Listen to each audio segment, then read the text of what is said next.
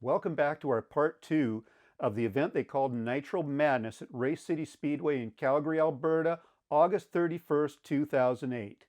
This time around, we're going to show you a short little interview we got with a native of the city, Dale Armstrong.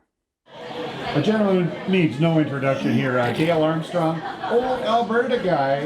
Welcome home. Are you having any fun? I'm having a lot of fun. I'm seeing people I haven't seen in 35 years. Really? Yeah.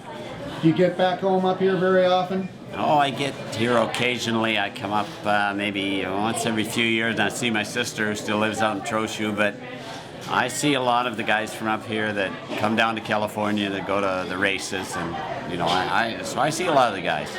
How long did you live in Alberta for? Oh, I lived until 23 years. I left in 1964 when I was 23. And you raced cars here at some of the old strips? Yep, I raced at McMahon Stadium a lot, and our McMahon when he had his drag strip out here. But I raced at Lincoln Park and then out on the highway and up in Edmonton, and I drag raced ever since I was like about 15. And one of the things that a lot of people hear about you but don't really maybe get a real good detailed explanation on the origins of nitrous. Did it happen in Alberta? Is this kind of the deal? Or? Well, I don't know. I'll tell you how that all started. I had a 409 Chevrolet, and I used to tow it down to Spokane, Washington to race. And one night I ran into this 63 Plymouth. Potter Brothers were the guys that owned it down there, and we got to the final round, and I beat them for the mid-season championships and so forth. So they protested me afterwards and so forth, and checked gas and everything. I didn't even know what nitrous oxide was, but later on I heard that they used laughing gas, they called it. So I came back to Calgary, and I went to my dentist, and I asked him what laughing gas was. So anyway, he got me a bottle of it, so we wanted to experiment with it a little bit, and we did on a pickup truck and behind my shop.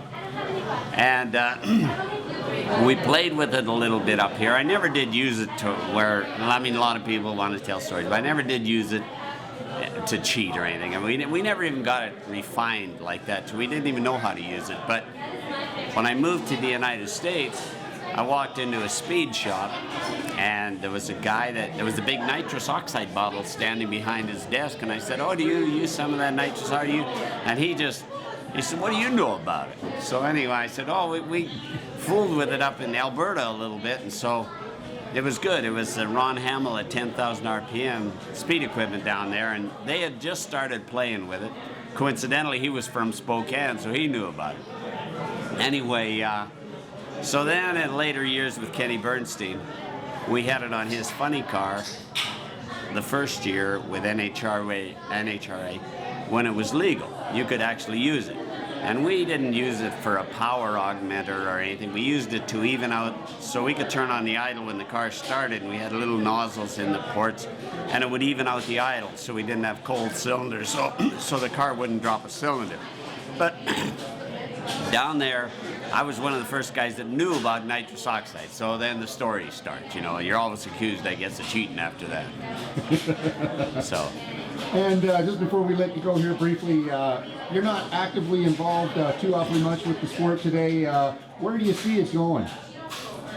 Well, there's quite a thing going on right now with safety and the cars being too fast, and tires, rear tires, not being able to absorb all that energy safely. So there's a movement going on somewhat now to control the cars. I don't like saying slow them down, but they're on a runaway course right now. They need to be reined in a little bit, just like NASCAR and everybody has.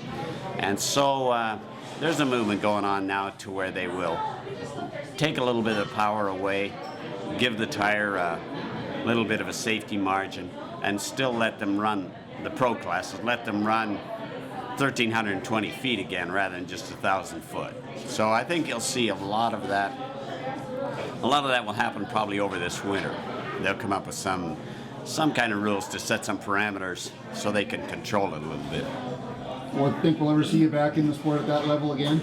No, I went through my era, and and I lived it for 25 years. I lived it, breathed it, slept it, you know, and nowadays if you think you can go out there and race them professional classes without giving it your 110% every hour of your day, you're just sort of kidding yourself. So, and I'm not prepared to, well, I'm old now. I'm too old to be going out there and working that hard anyway.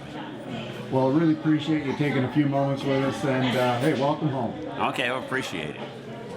Though Dale is no longer with us, his legacy lives on in so many ways. We were so happy to be able to get a talk with him just a few years before he passed away.